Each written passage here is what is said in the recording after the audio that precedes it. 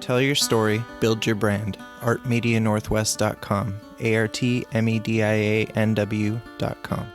Now enjoy this conversation with Kamina Kapow.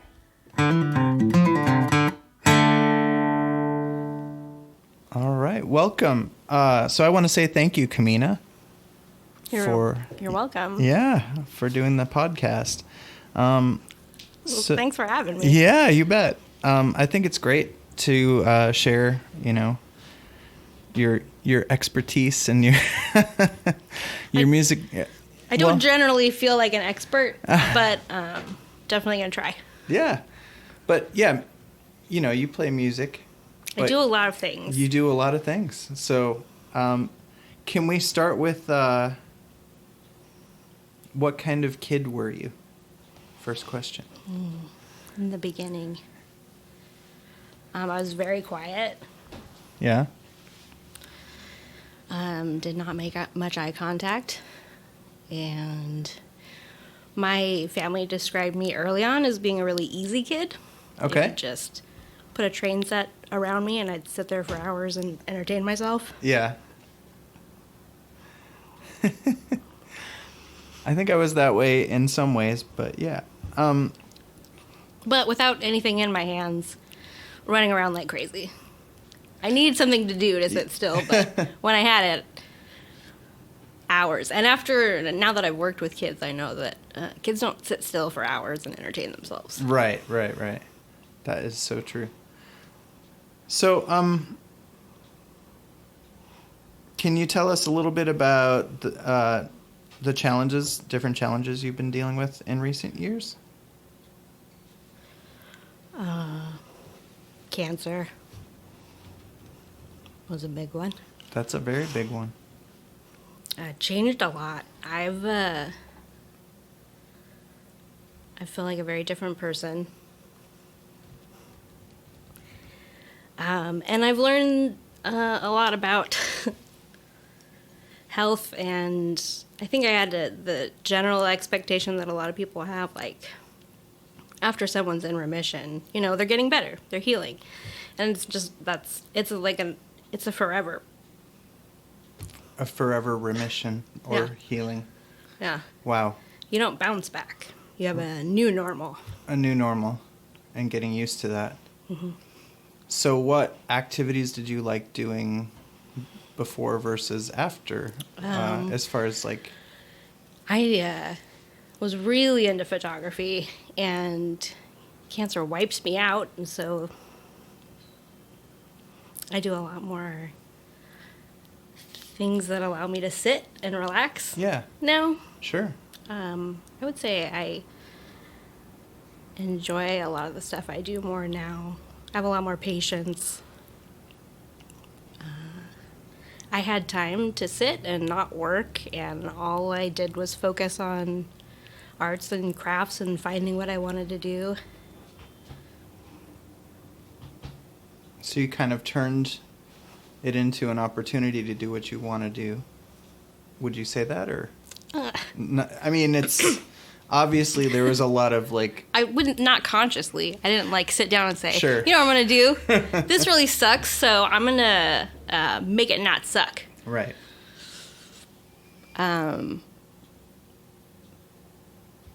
But yeah, I definitely didn't want to just sit around and feel miserable. So I did find things that brought me joy. I think that's something that is huge. Like, I think it's really important for people to do that. And I think a lot of people that don't go through that or haven't gone through that have not found their joy, I guess. Really? I think.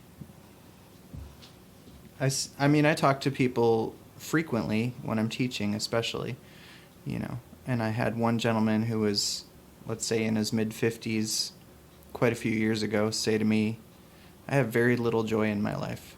Wow. I don't have much to look forward to. And I think that you could give him a fresh perspective on that. I'm going to just hug him. I don't know what I would say. Sometimes that's what people need, I guess. So with the cancer, do you want to talk any more about that and how that's, I mean, I think that the patience and finding your joy, I think is like, that's, you turn something so, you know, sort of horrible and probably very painful and frustrating, and a lot of different, you know, emotions and feelings went along with that, into, you know, being able to do what you enjoy. Yeah, I think that I'm just, I don't know. Sometimes I think people see it as something that came from cancer, but I've just always wanted to make art, and it brings me joy, and that didn't change when I got sick. That makes a lot of sense. So you're an artist all the time? All the time. All the time. Yeah. That's cool. So can you tell us a little bit about your art now? We're going off course a little bit, sorry. With the insurance thing, can you tell us about that a little bit? And then we'll go to the art in a second. Insurance. I hate it. It exists to make a profit off of not giving me what I need, and I hate it. Everything about it. Wow. And you probably have countless stories of dealing with this, right? There was about 3 months in a row where it was a full-time job trying to get something covered, and I lost in the end because all they did was push me off, forward me to different departments who couldn't help me. It was just all about getting me off the phone until time ran out, because there's only there's a certain timeline where you can appeal and get things taken care of. And if they can just fight you the whole way, they don't have to cover it eventually. That's horrible. It's such a horrible It's racket. a nightmare. Yeah. That makes me feel a little bit better about my insurance, which is 0. I've had health insurance 1 year of my adult life, and I'm nearing 50. So I probably need to change that soon. Well, I mean, I have PTSD, so I'm afraid of ever not being covered. So the best option, I don't know, because I've seen people that didn't have insurance that ended up doing better than I did. I mean, financially. Sure. But, I still wouldn't want to risk it. No, I know. I'm working on that. I have 4 jobs now, so this is... I don't think I would feel this way if I hadn't been sick. Right. I went without insurance a lot in the early years. Art jobs don't usually provide insurance. This is the truth. It's a trade-off. Yeah, I wouldn't have insurance now either, except that I'm married. Okay, so that helps. Yeah. Yeah. Yes, definitely. Helps being married to someone that's stable. That has their insurance and stability is good. Definitely. So, so how have things been going over the past 6 months to a year? Well, health-wise, I went through another round of I had allergy problems and found out I had a severe corn allergy that was causing nonstop ear infections for a whole year. Oh my gosh. Also, when you've gone through chemo, your teeth fall apart. So it's just continuing health-wise, and I think I've found my groove. I know what to expect from my body. That's a positive. I'm able to recognize my limits before I hit them. So I'd say generally I'm feeling a lot better the last year. Moving forward. I do that naturally in conversation. Just slowly back away from people. So over the last year, it's going better because you're kind of learning how to work with what you have, right? Yeah. Yeah. There are no instructions out there for life after cancer. Well, I think you're helping give people some instructions now. So now there are, in a way, at least according to Kamina. I don't know. So, I guess we already addressed this a little bit, but what are some of the experiences and tools that you've sort of gained to help others deal with similar circumstances? I think what has helped me the most getting through all this has been finding things that I can control, because there's so much chaos in being sick and not knowing what's coming next. I had to learn to just sit and live in the unknown, and it's scary. So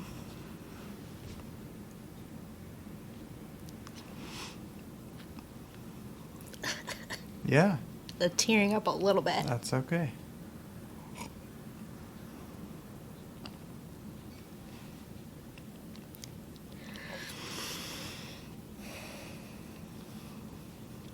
So I learned crochet and figure out how to control all of it and go from learning to making my own patterns.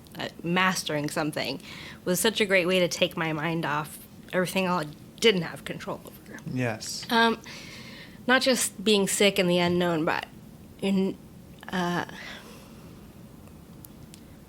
like not being able to help as much around the house. Mm-hmm.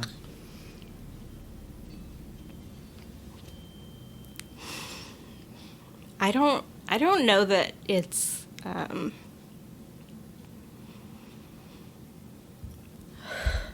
do I say that? It's okay. It's hard to feel out of control and a lot more useless. I can't help as many people. I don't feel like I'm as part of the community. I've just been ripped away.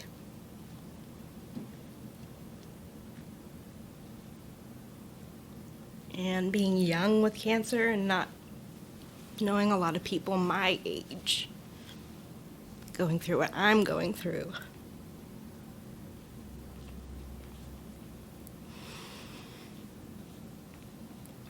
It's, overwhelming feelings of being out of control of my situation. So I figured out that I still had energy to create, and I could still connect with people in that way. And I still had energy to be a listener. But the thing about when you have big problems, people don't want to come to you to have you listen to them. Because You know? they're like, 'Cause, like, I'm complaining about having to wake up early for work, and Yeah. you're like dealing with. yeah, and I'm like maybe dying. So there was a disconnect there, but I fought. I argued with people, like, no, tell me about your petty day. Bring me back into reality. Wow. We don't think about that stuff. Yeah.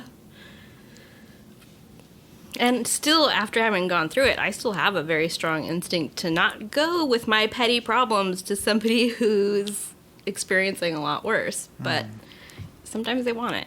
Yeah, You gotta put feelers out. that makes a lot of sense. And trust that someone who is stressed out and sick maybe does know what they need.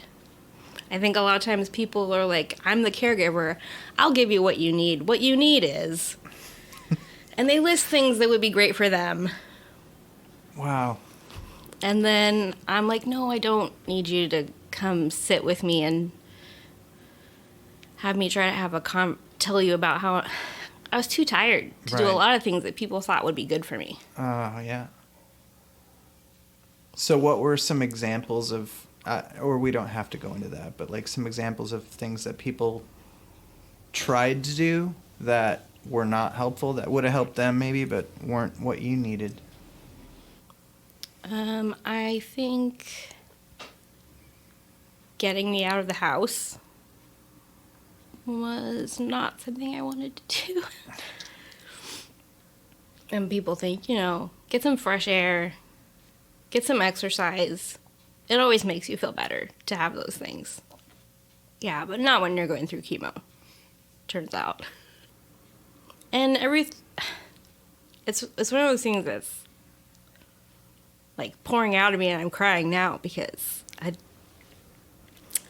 don't always feel welcome to talk about that kind of stuff because it bums people out. And I don't have that popular opinion that you should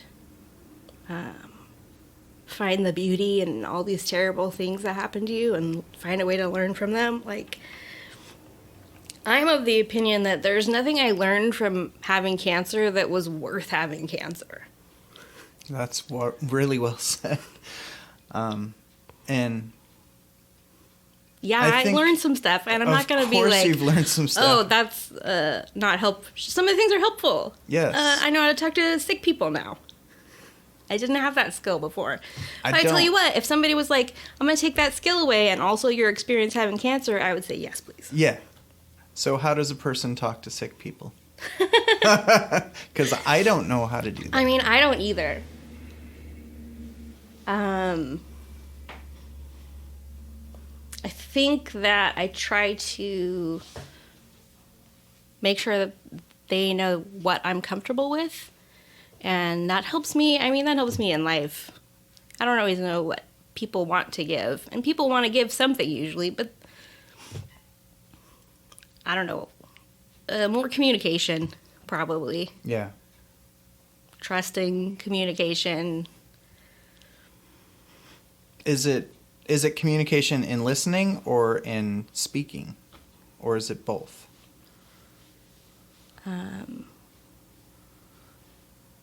Probably both. But knowing what to say and what not to say? I mean, because it's a complicated... I think that, like, easier said than done, but people should not worry so much about saying the wrong thing. I think that's more about their own discomfort and not the discomfort of the sick person. More like, I don't want to be the person who said the wrong thing. Right. Not, I'm really worried about hurting this person by saying the wrong thing. Because most of the time in those cases, the wrong thing is something really simple and you just didn't understand. It's not like you're bullying the sick person.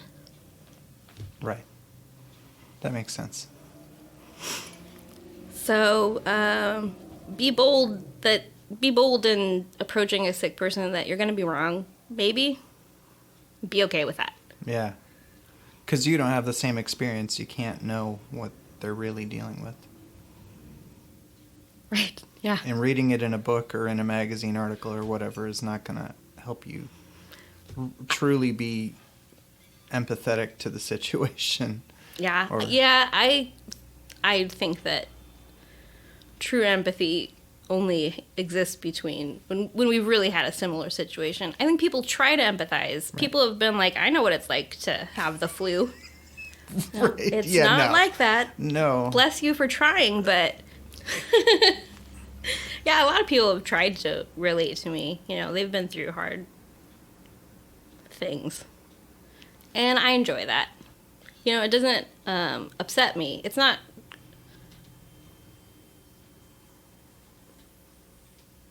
Well, a conversation is two-way, right? So if I say, you know, I went through this thing and I'm saying it to you and you're like... Yeah, opening up and relating. Yeah, opening up and relating is great. I think it's when it gets to the point where they're like, I know how you feel. Right. Just hit the brakes before you say that. Yeah, don't say that. Right. That's an example of saying the wrong thing. So, is there any more that you want to... We can always come back to it if you think of something else you want to share with that. Sure. So can we talk about your art, photography, creativity, crocheting? Mm-hmm. You know. What do you want to know, Dany? Oops. Well, Kamina Kapow. It's funny. I years ago did an album with a friend of mine in 1998, and we lived on Wabash. I don't even know how to say it. There's an old song, Wabash Cannonball, but like in North Portland. Mm-hmm. And we called the album Wabash, but it was just like Wabash, you know, just like tried to make it like a BAM kind of like Batman. Kapow. Kapow, right? Yeah. So reminds me of that. you did photography for a lot of years. You said you've been doing Photoshop since 2000, or since you were 13 years old or something? Yeah, that was long before photo editing. I knew Photoshop before I knew it as a tool to play around with photos. And before that, I was using MS Paint on the computer as a kid. My dad built computers, so I was always around computers. Wow. So there was never... I'm of the oldest millennials time period, and so a lot of my peers didn't grow up with tech as kids, but I just happened to because my dad was really into it. So there was never a transition for me. It was always digital. It's just another way to make art. I can draw on a computer just like I can draw on a piece of paper. And it didn't feel like there was a change happening. It was just two options that were given to me. And I enjoyed both of them. I don't even remember what I was making in Photoshop when I was using it. Probably just a mess. Like kids do. Just figuring out what everything does. And with photography, I took a class in high school. I did not do well. My teachers pulled me aside, and my photography teacher and English teacher had spoken also with my previous year's English teacher, and they all sat me down to let me know that I should focus more on writing, and maybe photography wasn't for me. God, that is like so sad and funny at the same time. Because I was like, that's fine, but I'm still going to do it because I'm enjoying it. Right. And I wasn't enjoying writing. I was like good at it, but I feel like every time I write something, I go back and look at it later and I'm just cringing and uncomfortable. But I don't feel that way with the visual art that I make, so I'd rather do that. That's funny. So what drew you to art when you were growing up? I mean, you talked about the technology thing already, and then we're talking about, kind of the photography class. And if I can just kind of set something in here too, when I was growing up, I loved doing art until I took an art class. And then my mom was pissed at the art teacher who made me not love art anymore. So they're really good at that. Yeah. And I think learning languages, the way that's often taught in schools, it's people don't learn that way. It's we're not going to start with grammar and syntax, and we're just going to have conversations and listen and view people interacting, and that's how we learn naturally. I think learning naturally makes a whole lot of sense. I would agree. Yeah. I'm very hands-on. Yeah. My husband, however, thrives in that environment of analyze it, take it apart first, put it back together, and then you speak the language, then you know the program, then you know how to do this new hobby. He started cooking, and he's read these giant books on the science of cooking and how oils work. There are certain people that thrive in that environment, but there are not enough of them for it to be how the system is put together. The standard, yes. Yeah, I don't think you can standardize everything. I think that's sort of the problem. Yeah. It's we have to be able to test you on this, so follow our curriculum. And it's yeah, but I do better in this environment. I mean, one of the podcasts I listened to is the Tim Ferriss Show, and he said when he was in kindergarten, the teacher was, disciplining him or yelling at him because he was drawing when they were trying to learn the alphabet. And he's like, would you please leave me alone and let me focus on drawing sharks? So is what he told the teacher. Yeah. So, and then his disdain for authority started right there. So I'm also not a fan of authority, which is It's weird because I'm also a nanny and an authority figure to children. Yes. So I'm constantly trying to find that line between not just doing things because that's the way it is and I'm in charge, Which it does get that way when I get tired, and all adults get tired, and they should let, like, kids have too much energy. Yes, they do. They can't keep up with it. But also trying to figure out how I can not be authoritative, let them have freedom without it getting out of control. That's a tough balance. I mean, I look at the school systems, and yeah, they could be better, but I have no idea. How? I have no idea Yeah. what the answer is. Yeah. Yeah. I don't know. There's not, they can't put them in a rubber room and just let them bounce around or whatever. I guess a bouncy house like before and after I think there or are some whatever. kids that would thrive in that Yeah. situation. There are a lot of kids that learn really well through movement. It's true. So, are there any common themes in your art that have childhood roots? I would say mixing humans with elements of nature. Can you give us an example? With a lot of my series of portraits from a few years ago, it was a portrait with like wings made of fire or hair made of clouds. I have one with a little girl shooting lightning from her fingertips. I think my first one was the first time I took it from just being something I doodled and put it into photography was when, at the time, she was a kid at the summer camp I was working at. And I was taking some photos, and she came back the following summer and said, I've practiced all year at modeling, and I want you to try to take something cool of me. And I felt so honored, and took some portraits of her, and she was like, do something crazy with the photo, because she'd seen some editing that I had done, like changing eye colors and stuff, was as far as I'd really gone. And I took a rose and I put it in place of her eye and painted it in so that it looked like it was coming from her skin, and added, I guess you would call it like an abstract background. So she was in a cloud of light beams. And that was the first time, I don't know, what do you say? That was a moment for me. That was when I was like, oh, This is cool. This is awesome. Yeah. I just happen to have the skills in these two separate areas. Why haven't I mashed them together before? Right? So what year about was that? I want to say that was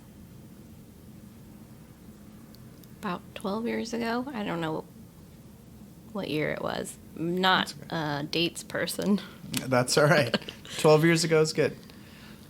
So that's when that began. When you Yeah. started creating this human fantasy world for. Now, is that specific to the portrait of the person? Is that where the idea comes from? Or so basically like with one person you take a photo of them and then you put wings on them made of fire. Sure. Did you already see that when you were taking the photo, or is that something Good that comes question. later? Good question. I have aphantasia. I don't see anything before I make it. So everything I make is I'm like a kid playing in a sandbox. Just I don't have a plan. Just playing around with what I can do and seeing what happens. And that's true in crochet and watercolor, and I think I'm probably the most structured with ukulele, but also the least talented. That's just for fun.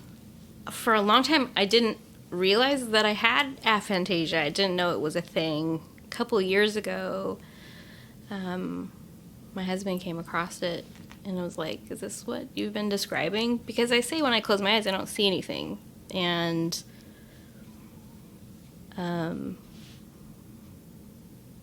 people talk to me like, oh, well, of course, you don't literally see something. It's like in your imagination. But they don't understand that aphantasia means I don't have that imagination at all. I close my eyes and it's dark.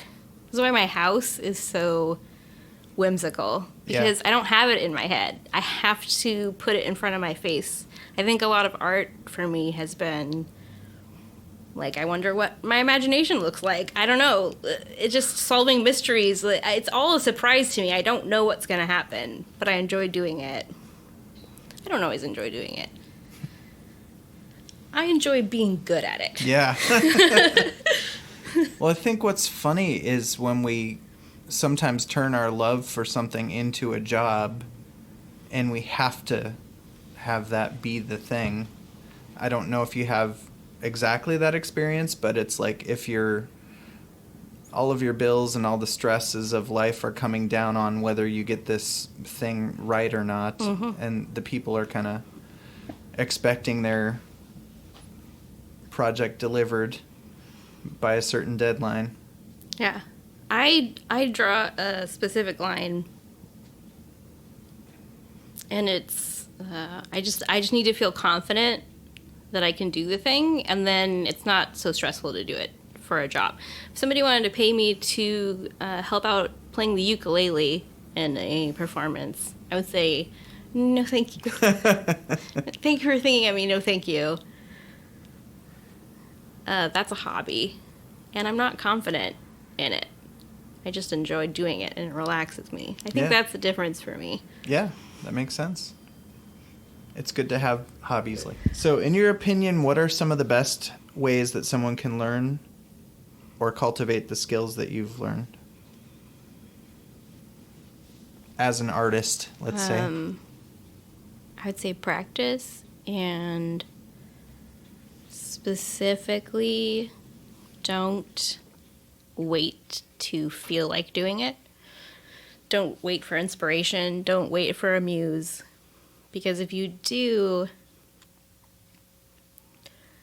you're going to be struggling to express that. You know, it comes in a rush and it feels great. And if you don't have the skills to express it when it comes, it's really disappointing and discouraging, and people quit art over it. Yeah. So you gotta practice when you don't feel like it. 10 minutes a day, just keep it going. And if it feels terrible while you're doing it, make sound effects. Like, ugh. That's what I do. I complain the entire time, but I'm doing it, and that's what's important. Yeah. That's good. That's very good. So then, can you talk about building your skills? Obviously, it's practice, but like building your skills as a photographer when you were starting. Right. And then building your skills as a, visual artist in different mediums, whatever they may be. Well, like I mentioned, I didn't do well in photography in school.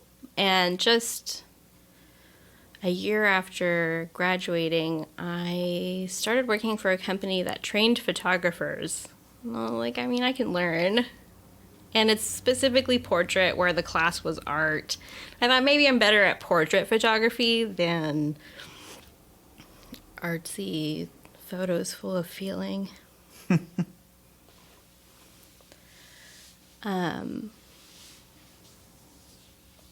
But capturing, I really wanted to try it, even though I wasn't confident that I would be good at it. Because we had this picture of my little brother when he was 18 months, and he had just this orange smear of color all around his mouth and a huge smile. And it was because the only way they could get him to sit there and not cry, just sit there, was to give him orange Tic Tacs. And I love so much how that expressed part of his personality. It captured who he was. And there was always a story that came along with it, and I loved the story. And I wanted to be a part of that. So I went to get trained as a photographer, and it turned out I was decent at it. And so my answer to getting these skills would be get trained, however, figure out how you learn. Mm-hmm. If you're an analytical like my husband, you can sit down and read all those photography books. But I could not. So hands-on, get trained, and like working in a studio is not the hobby side of photography. It's not doing it for enjoyment. It's doing it to practice a skill. And if I hadn't done that, I wouldn't have once. So the muse came. She said, "Please take my picture." And I had done so many years of practicing this skill that when the inspiration struck, I was able to execute it and not feel discouraged and like I wanted to quit art. So I guess the path for me was skill. Mm-hmm. And don't worry about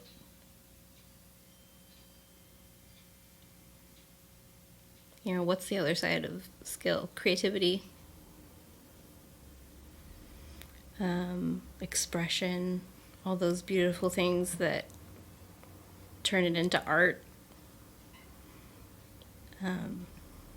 So the talent comes from the work, the time that you put into it. It's not. Definitely. Yeah.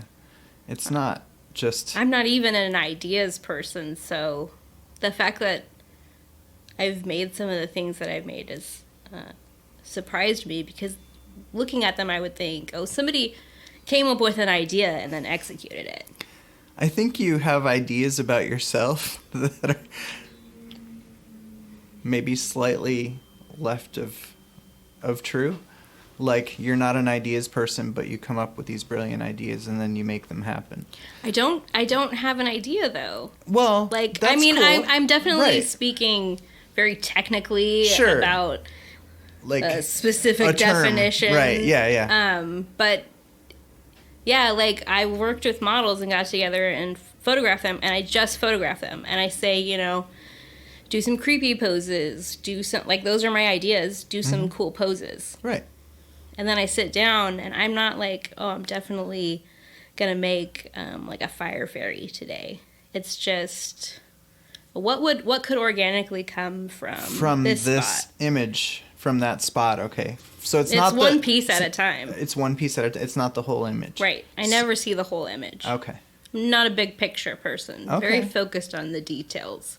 Interesting. And so, just keep going until it looks done. Which is go not ahead. an easy question to answer. No, When is it that's done? right. I know that's when common. Is it done? Yes, I won't ask it then, unless you want me to.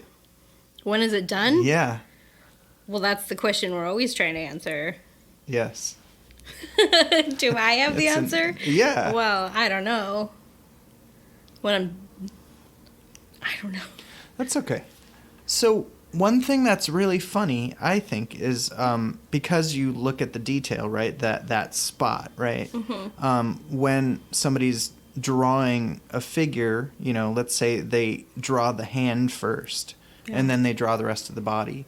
Well, the hand is disproportionate to the rest of the body because they spent so much time drawing that. Usually, yeah.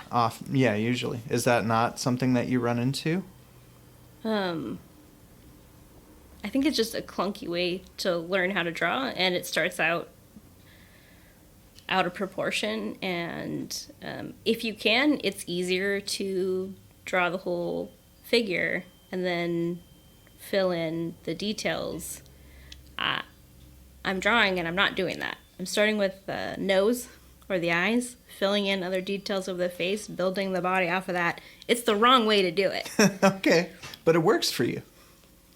It's the only thing that works for me. Wow. Okay. That's cool that it works. And I guess, like you said in a post that I read, you can tell if a chair is going to fit without, measuring. Stuff like that. Yeah. Yeah. So spatial awareness is a natural skill. Yeah. And that other people may have to develop that to a greater degree to be able to do what you do in that way. Yeah. Yeah. Cool. So how has technology changed art for you? I would say I know it's not the question, but the amount is not a lot. Okay. Because I started with the digital. Mm-hmm. But how it's changed for me over the years, I think most notably is having so much access to help and instructions and encouragement and community and inspiration. Yeah, I love the internet for all those things. Right. Do you know a lot of other artists, like visual artists and photographers and... I don't know if it's me, but it seems like artists are kind of hard to befriend. It's true. In general. Yeah. I don't know if is that like I think across it's a the real board thing. Yeah, I think it's a real thing. I mean, I have a couple. I have a handful. I have like a couple of artistic friends that I'm just amazed that they talk to me. But I don't know how do you make... It's never me. It's always somebody else reaching out to me, because when I reach out, I don't usually get a response.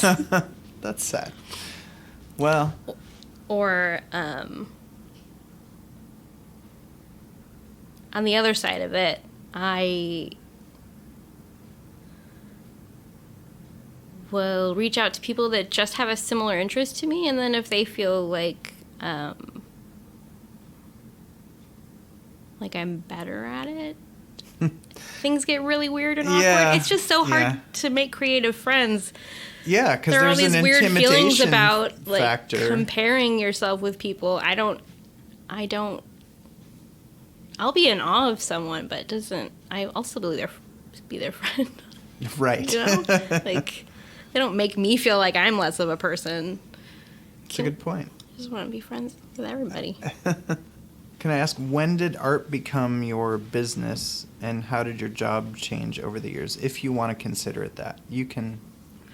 Yeah. Well, it started as a job with the photo studio, and then I couldn't travel anymore. That job was 100% travel. And I wanted to stay home. Met this cool person, wanted to marry them, and not be away from them ever. And so I started teaching preschool and and then when we got married, his mom gave me her DSLR. I cried, I bawled, opening that in front of everyone. Just lost it. Such a big gift, because those things are expensive. And I was just like an average poor artist that can't afford all these tools to make all these things I want to make. So I started shooting freelance on the side. Like, I already had the skill. Now let's see if I can do it outside of a studio, outside, or set up a studio in my home. Like, what can I make happen? And it worked, and I made money, but never at any point did I feel like I want to do this full time. It just takes so much energy. I feel like photographers need to be fit people, and I'm not a fit person, and I now have being in remission against me. So I did have to make a lot of changes and be realistic.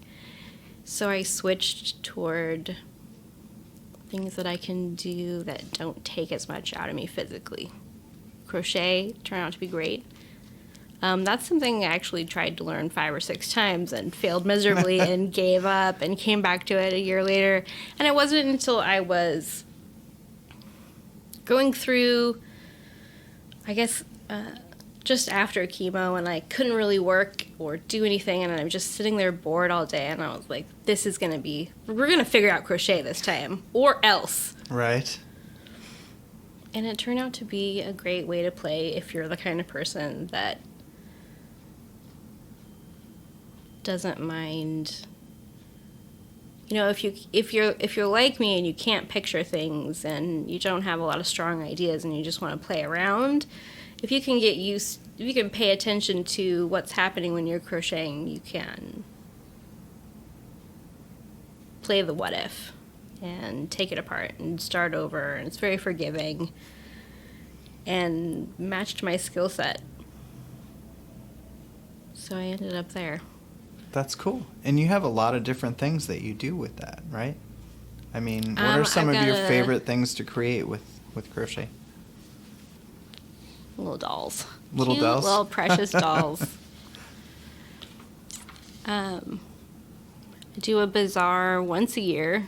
That's the energy I get. That's as much as I can do with crochet.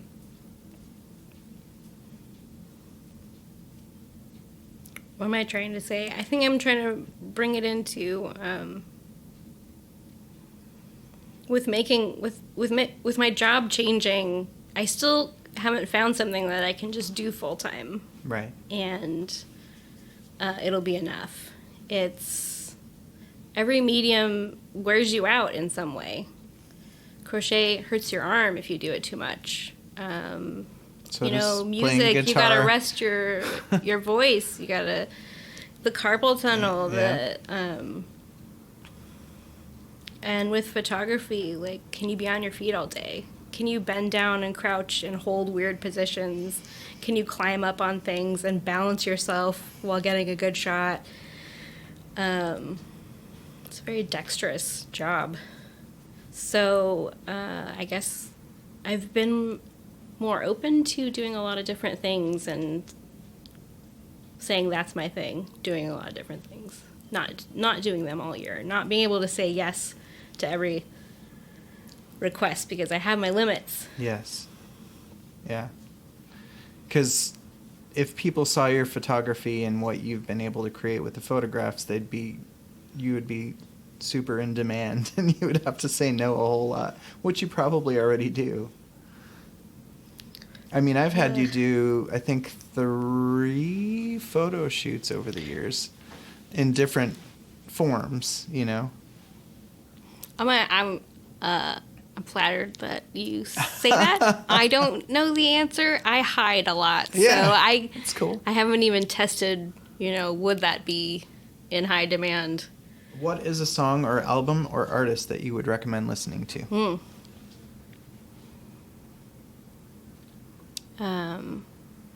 I've been stuck for years on Jenny Owen Young's. I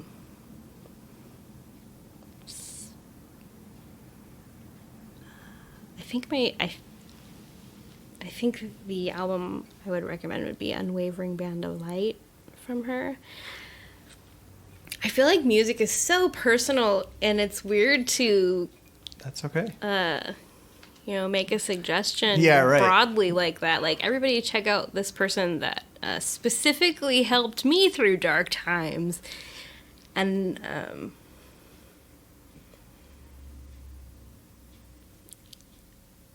also, I can't even put to words why.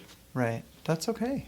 It's very subjective, and that's okay. Oh my gosh. Yeah. Music is, a mystery. That helps me see how people look at some of the art I do, because when I look at music, I'm like, I don't know. Looks like magic to me. Well, I think there's magic with all art, though.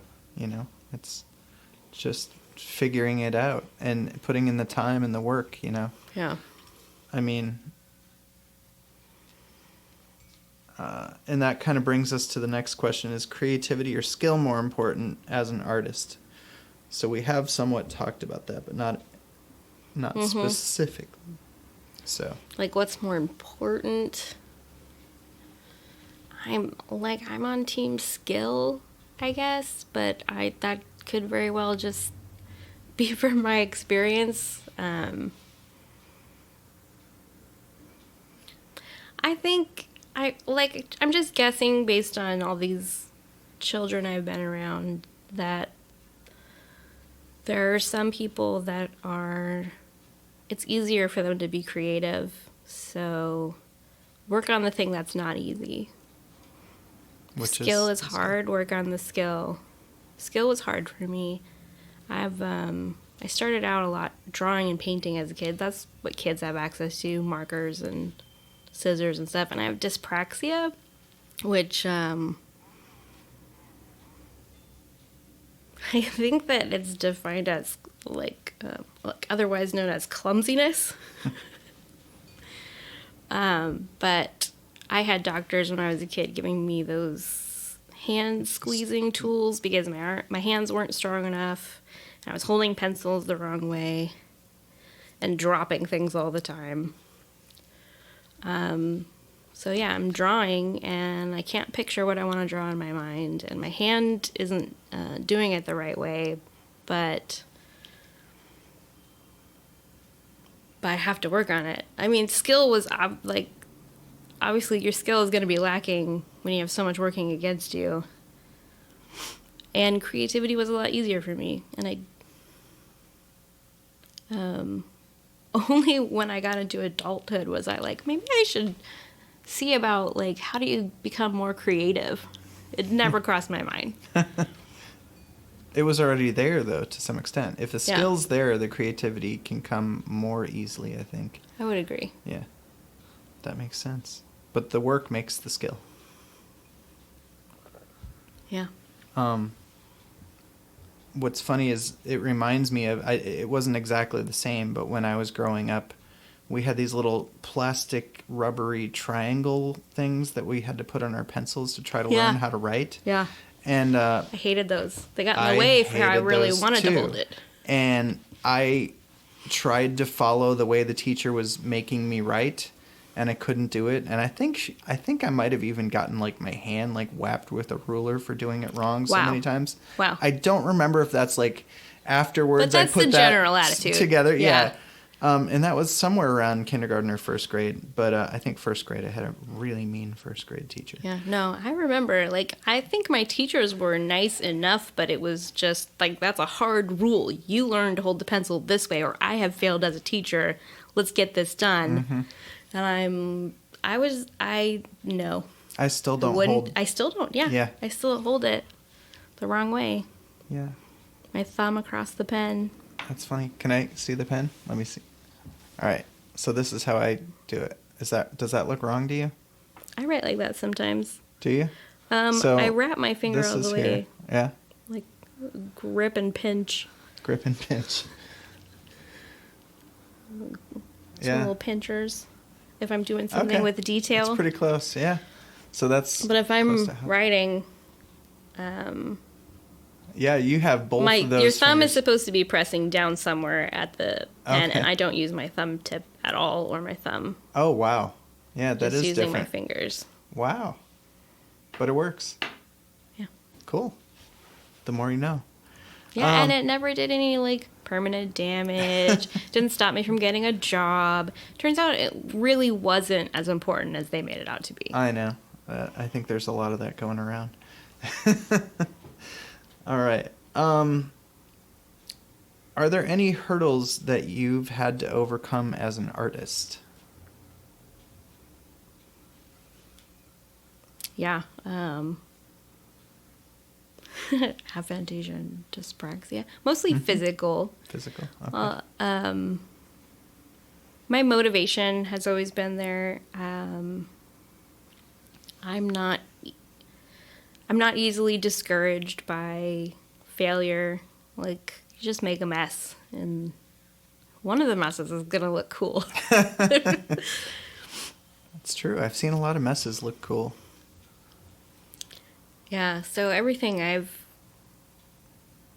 had to overcome has usually been something's going wrong with my body, so I have to figure out a way around it. I think that a lot of children become creative thinkers when they have that sort of a situation. That makes a lot of sense. Yeah.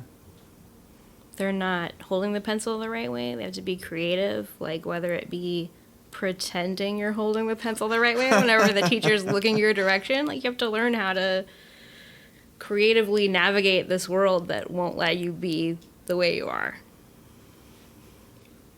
Well, I think each one of us is really, unique and doesn't fit into the box that we're supposed to fit in. Yeah, there's like one big box and nobody. Well, I mean, probably one or two people. There fit might in be it a couple, perfectly, but yeah. So how should an artist learn to see, to notice the depth in a, how do you know when to snap the photograph, or what part to focus on, or how to shade a drawing, or... Right. I think that's a big question.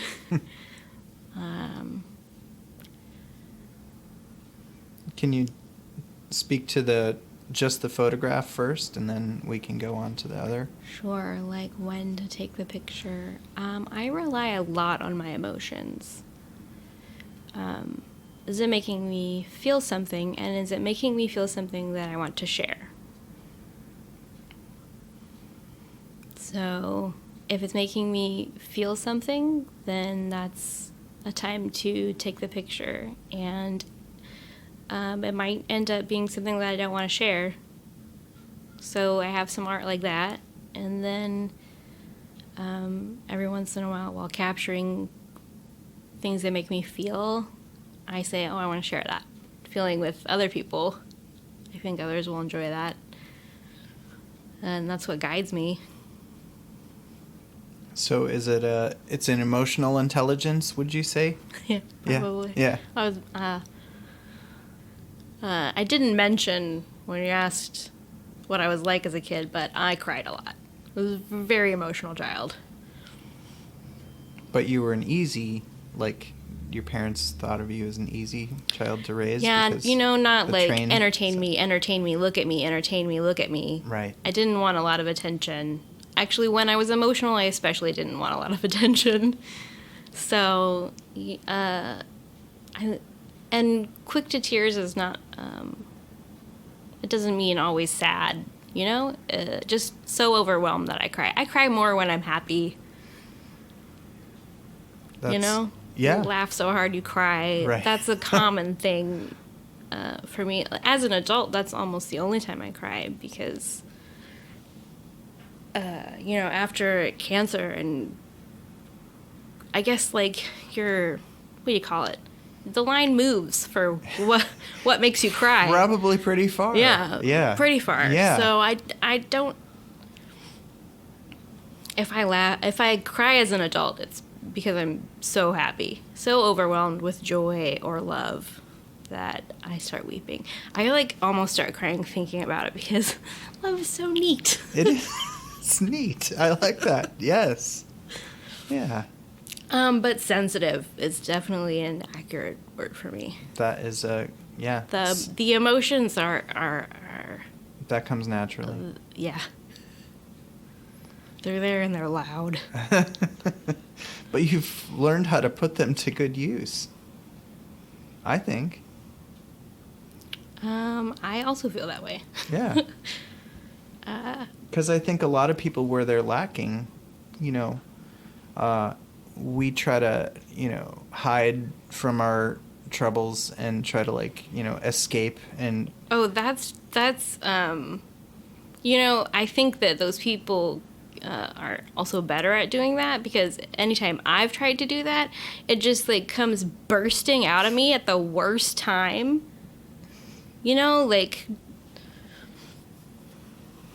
I don't remember stories very clearly, but I would say that, being in school and having someone look at me funny and me bursting into tears because I was holding in something that happened 6 days ago, probably accurately describes my childhood. Wow.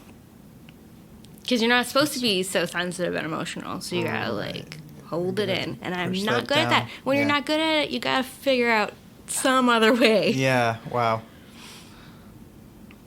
Okay. Would you describe yourself as disciplined with your art when you're learning it? Or more focused, I guess, might be a better word? Focused is an excellent word. An ideal situation for me is finding something interesting and then focusing on it for days on end, to the exclusion of brushing my hair or eating or remembering that other people exist.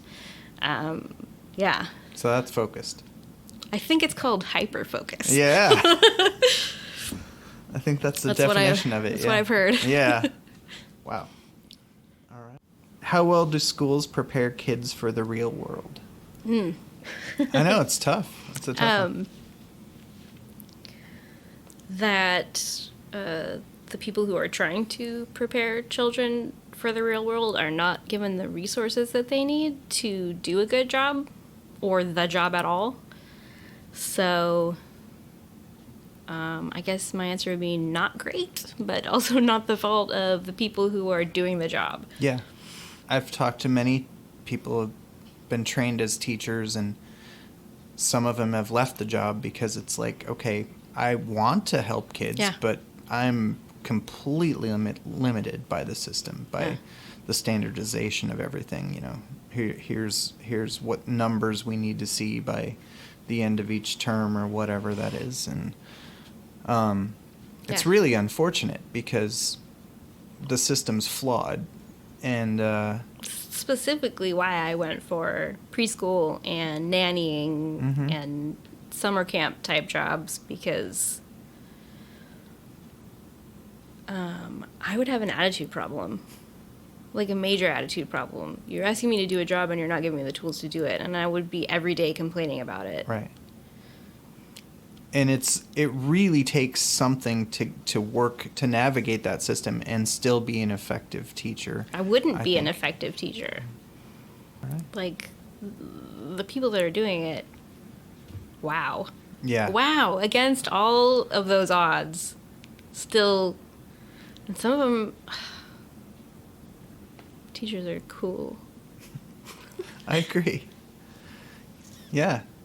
Because there's a lot working against them all the time. And there's, they have to answer to a lot of people that don't know as much. It is a very important job. And you're answering a lot of times to people that don't know as much as you do. They're not in the class. The people that are making the rules are not in the classroom. That's normal. Yeah, I know. Everywhere. It is. Some people just like to make rules. Yeah. There's a lot of rules. Can you tell us about your current projects and where you would like to focus your energy?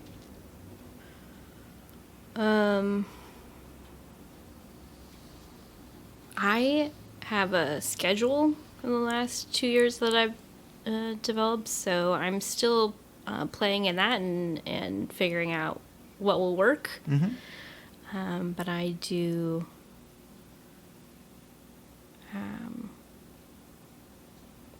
I pick go with the seasons and change my projects that way. Photography is only when it's nice out, which is not often, turns out. And I'm happy with that. That's about as much of it as I can do. And crochet in the fall to get ready for the bazaar. And this time of year, I'm trying to get myself to write more crochet patterns because I can sell those on Etsy. I've got a few up. I've got a Handmaid's Tale doll and a donkey. So I want to get more of those up. Yeah. Can you tell the listeners where they can find your work if they want to support your art? Your Etsy store, or... I believe everything can be found on my website, KaminaKapow.com. I just redid it, so cool. A couple of things are missing. My whole photography portfolio is not... Maybe I'll have it up. Cool. By the time this is aired. Do you have prints available for sale as well?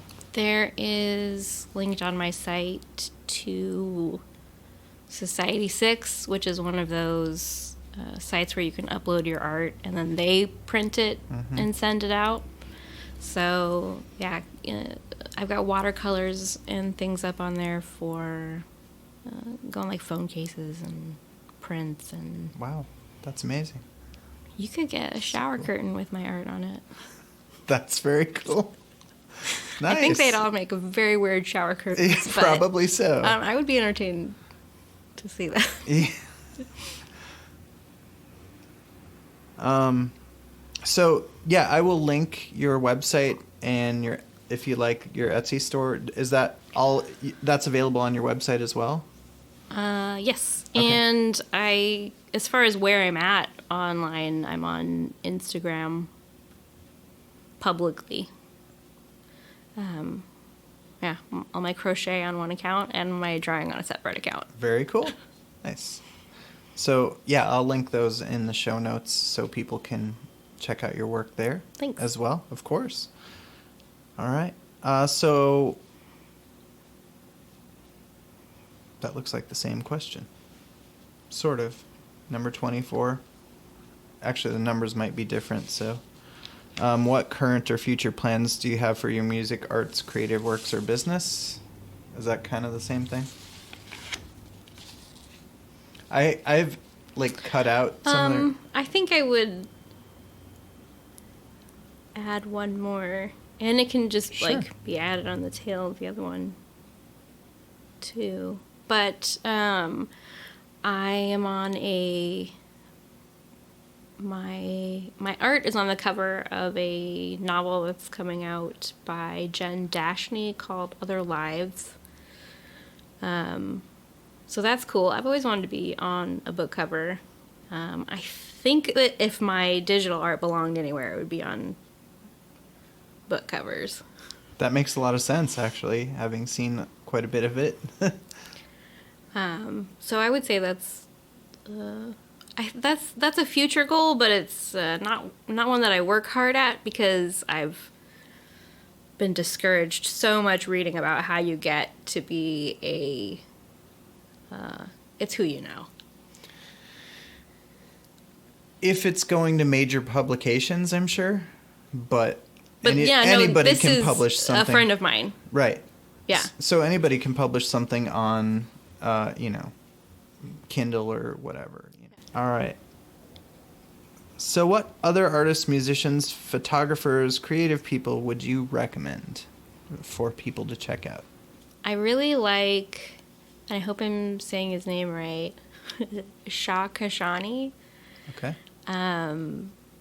He is a storytelling photographer, and he does series. And they're right up my alley, for sure. Like, kind of a little dark, a little bit creepy, mostly beautiful and well lit, and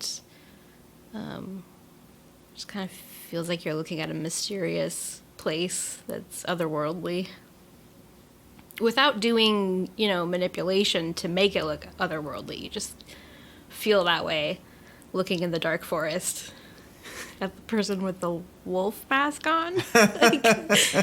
Nothing I say to describe it is going to be as good as looking at it. Very cool.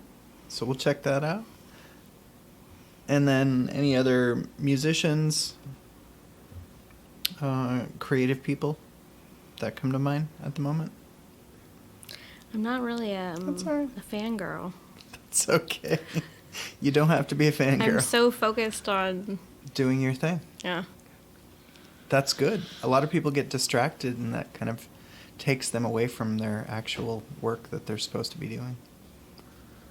I would say that there are a lot of artists that I follow. Yeah.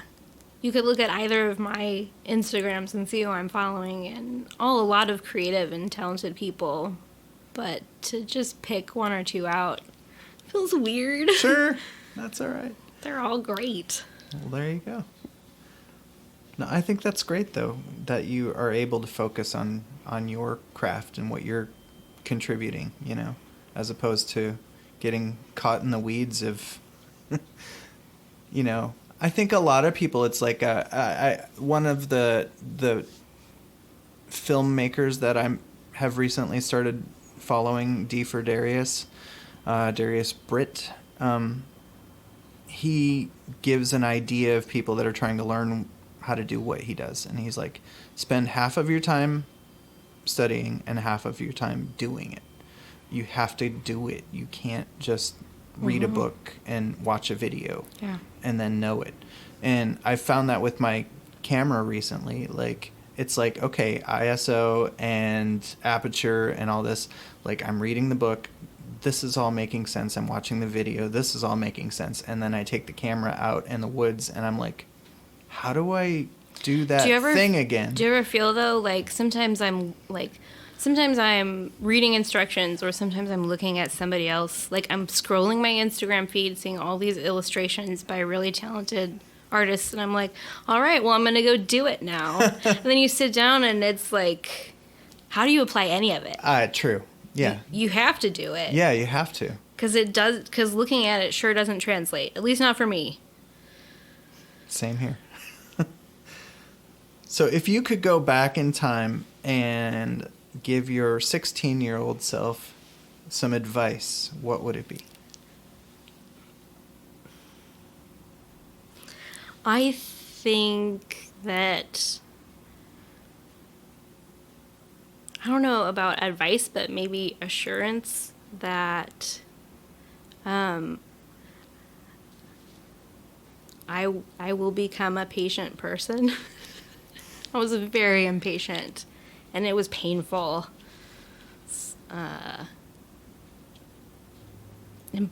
Impatient and impulsive, and I would probably reassure myself that it's not always going to feel that way.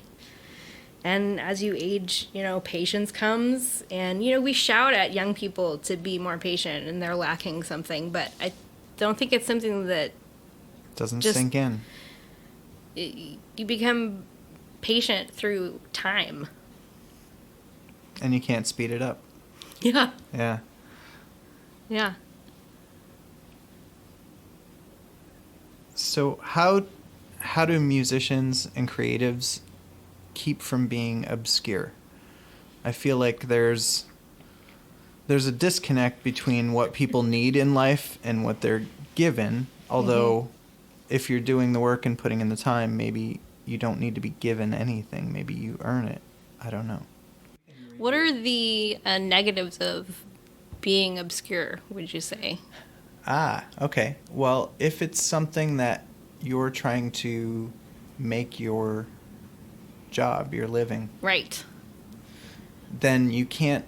If you're gonna be obscure, you have to be really loud, so that you can find all the other people that like your one weird thing. Okay, so obscure as in like underground, like an underground, success basically. So fewer people know about it. Maybe you're in the 0.5% of. I would say that you have to yell and find people to like your stuff. Like, I like to, for example, I like to draw these weird-headed creatures. I really enjoy it. I haven't really found anybody else that enjoys it. They look at it and they're like, what are you doing? And that's weird. And it's something I really like to do.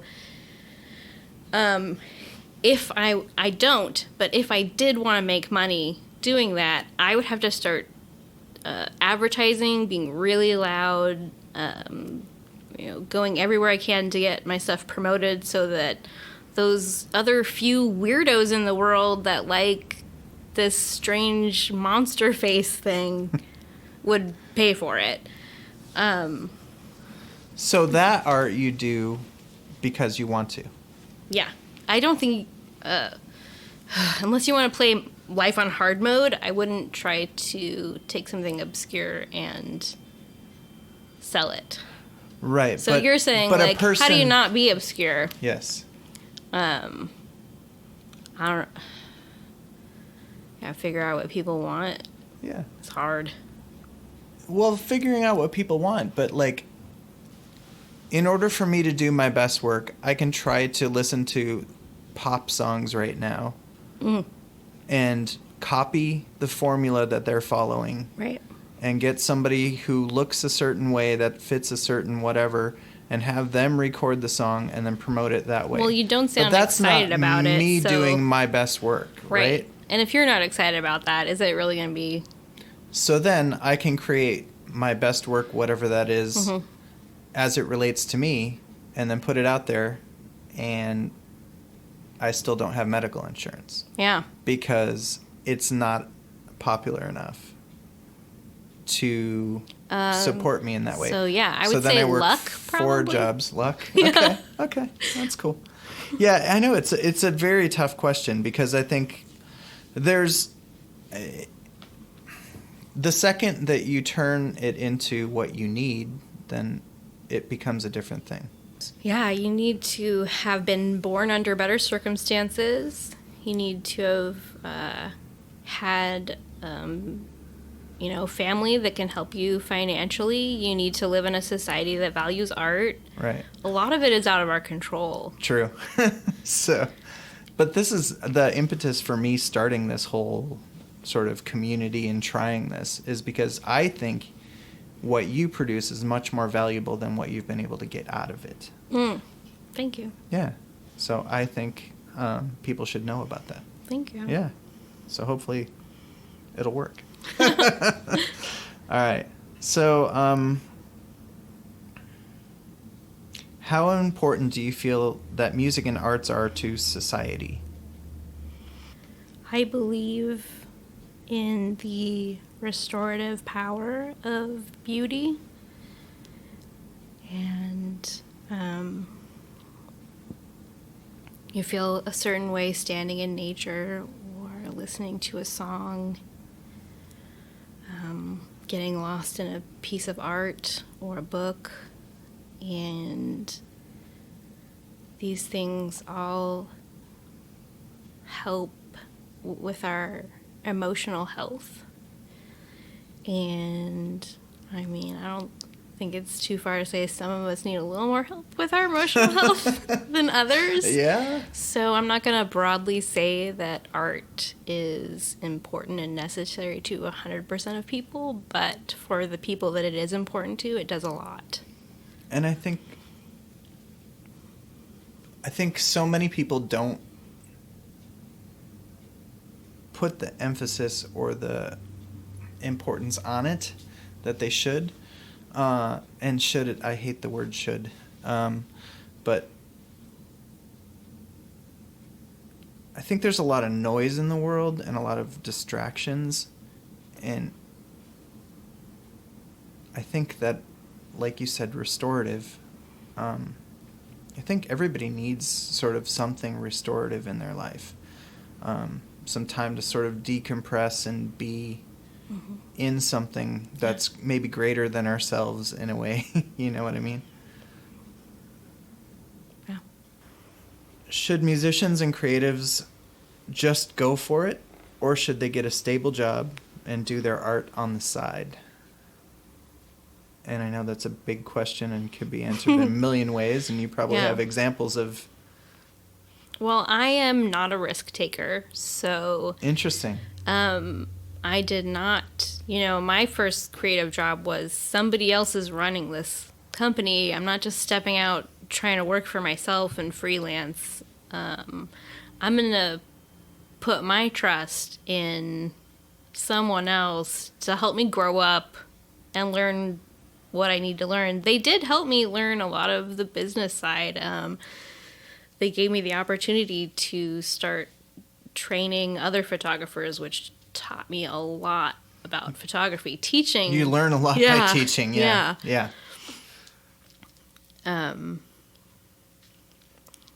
So, what was the question? Well, I think you answered it. It was about, should people just go for their art and drop everything and just run, I mean, if you've got a support net to fall into, I probably would have been riskier, but I didn't have that, so I was as risky as I could handle the consequences. Yeah. I think that's really smart. You can do a lot in your extra time, Mm-hmm. You don't have to just drop everything and run. You know? And I tried shifting from teaching full time to doing more. I had 2 eBay stores. Now I have 1, and I just sell. It's just transition, just whatever. You buy stuff cheap and sell it for more. But it's basically cash flow. Like I rented a warehouse. Wow. For like a year and a half, and I needed to get out of there, break my lease, but I ended up paying for an extra couple of months and whatever. But it was just all like looking at all the numbers and the reality of this. It's just like I'm working like this is a sweatshop. I'm not getting profit really. And, I enjoy teaching. I just wasn't making enough doing that, so I needed to do more. So, yeah. It's I have luckily a situation where my husband can mostly support me and is willing to and is happy to be a patron of the arts. Yes. So I'm in an ideal situation, and I think that I'd be struggling a lot more if I didn't have that. Mm-hmm. But I think you're doing great work. Thanks. So, yeah. All right. We just got a couple more here. What's the difference that you see between professionals, semi-professionals, and hobbyists with art? And then maybe even talk about yourself sort of in those different ranges. Right. Well, I was going to go straight for myself. So it's good. I feel like I kind of brought it up a bit earlier with ukulele, and, if somebody wanted to hire me, no thank you. But I think that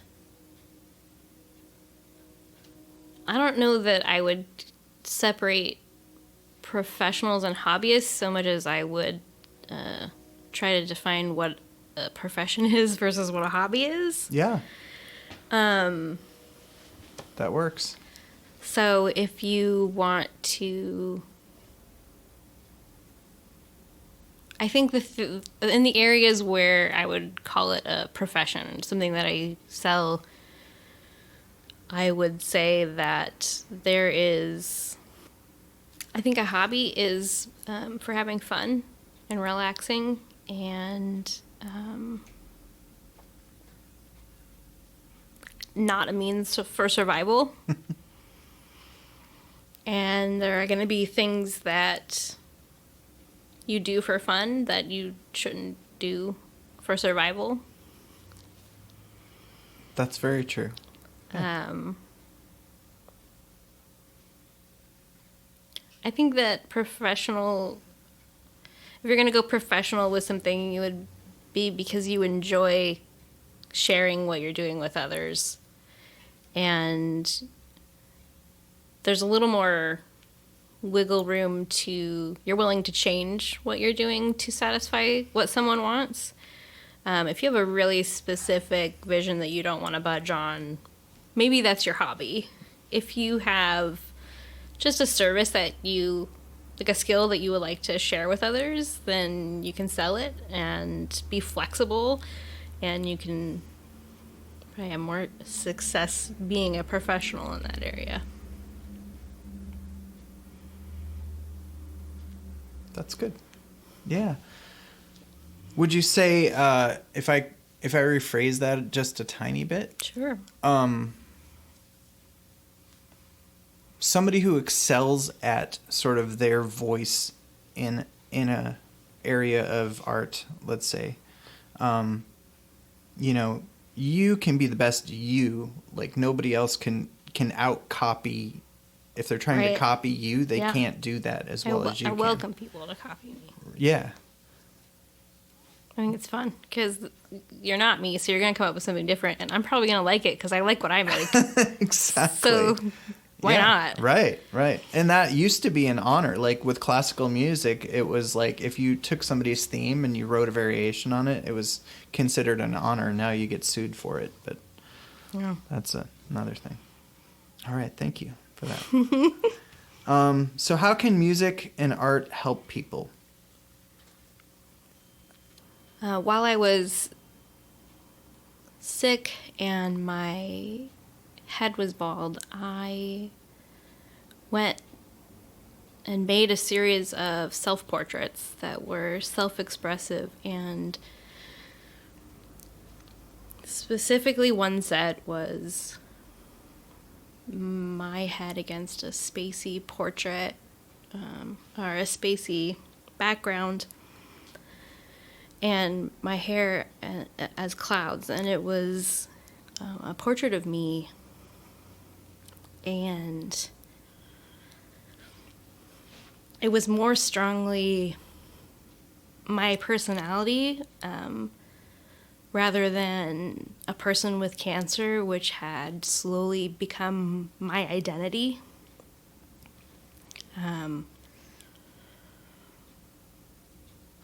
So it was something that pulled me back to who I was and reminded me that I'm not just a sick person. I'm someone with their head in the clouds. I enjoyed that I expressed who I was in that picture, but I did enjoy that, like, for lack of a better phrase, I couldn't have done that picture if my head wasn't bald. And I could have shaved my head, but, you know, is it as meaningful? Right? Yeah. I shaved my head today, and I wouldn't be able to have that. I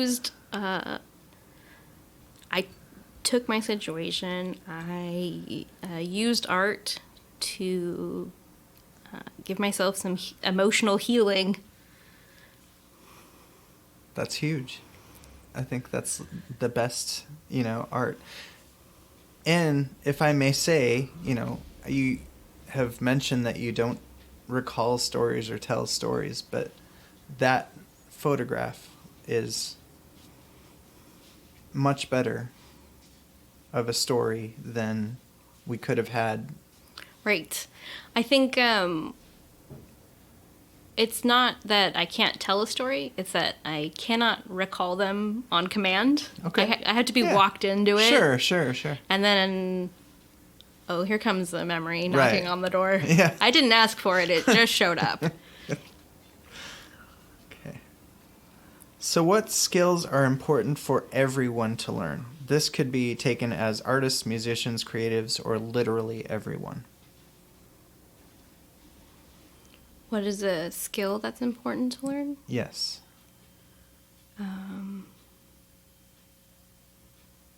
Well, for me, it's been communication.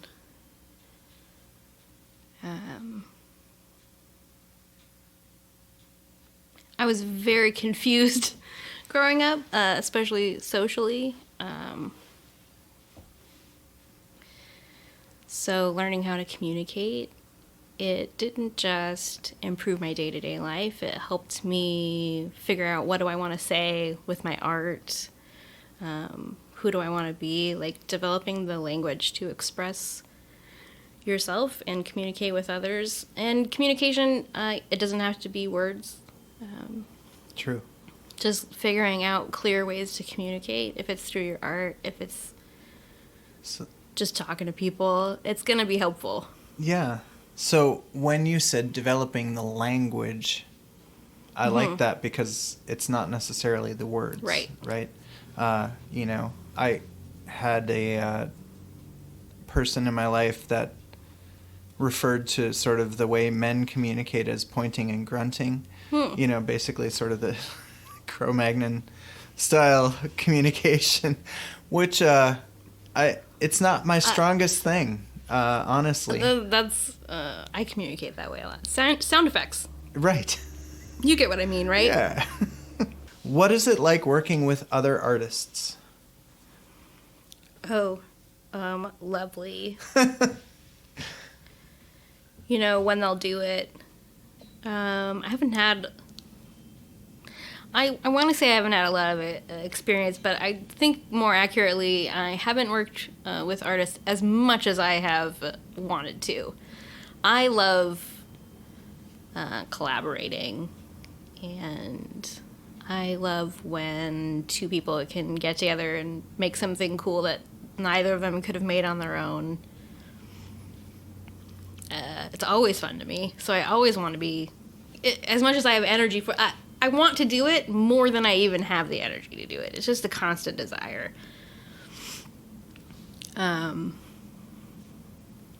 It is tricky to find people you're compatible with, though. I think that is important. Yeah. I mean, just from the perspective of doing music, you know, seeing people come in the shop and talk about their band and they're like, yeah, the band's not playing together anymore. It's like, I'm not surprised. You know, because pretty much that happens with every band. Whether it's like this person's moving or this person's wife doesn't want them to be gone 4 nights a week or whatever, you know. Yeah. I mean, it all makes sense. I've worked on a lot of projects that have gone nowhere. I tried to tell a story with a small group, and every time I go into it, I anticipate it going nowhere. I'm not here for the end result. I'm here for, what am I going to learn from all these people that have different skills, and, you know, just enjoy hanging out with them and being creative while it lasts, because there's no guarantee you're going to come up with something, and I don't think that it's a failure if you don't come up with something. True. It gets you started Yeah. in something, whether you know, it rarely goes the way we think it's going to go. I think, you know, it's Yeah. like, I'm not steering this ship. It's going somewhere, but yeah, we'll see. Yeah, just letting, in general, feeling like life is just happening to me. I'm just going to get punched in the face, and let's see how I react this time. So is there a way that as artists we can work together, help one another, and maintain our creativity and our own vision for our journey? So you mentioned collaborating. Yeah. So you're talking more doing a job together. Yeah, maybe. Maybe like a little more serious. Trying to get some work done together. Trying to get some work done together, yeah. So if there's a project, let's say it's a you know, media project or something like that. I am big into individualization and taking into consideration both what each member is good at and what they enjoy doing, because it's not always the same thing, and you need to give them a little of both. That's huge. I love that, because it actually answers the question. Yeah. You have to give them a little of both. Yeah. So that's teaching art to preschoolers is where that comes from, and working when I was a portrait photographer for the studio, there was a lot of working in teams, trading back and forth, having to figure out how to work with other creatives that you don't mesh well with. Gotta let people do what they want to do. And then also maybe, but you also have to do what you're good at and take this a little bit of grunt work. Yeah. Is there anything else you think we should talk about?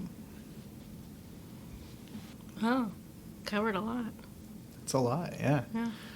Well, thank you so much for your time and for sharing your art with us. And I enjoy all of your big questions. I barely have answers to, but I think they're good questions for us to try to answer. Yes. Yeah, that's all we're doing is trying, you know? I mean, just ready, fire, aim. I mean, yeah, sorry. That sounds like, that's probably how I do it. Sometimes that's how I do it, too. That was, a